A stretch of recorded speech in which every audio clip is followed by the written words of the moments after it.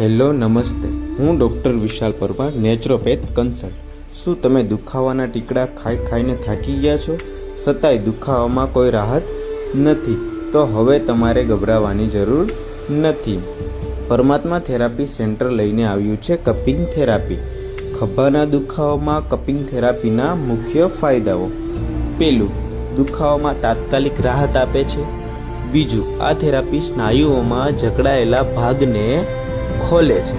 ત્રીજું, કોઈ પણ સાંધાના દુખાવામાં તરત જ આરામ આપે છે. આની કોઈ જ સાઈડ ઇફેક્ટ નથી.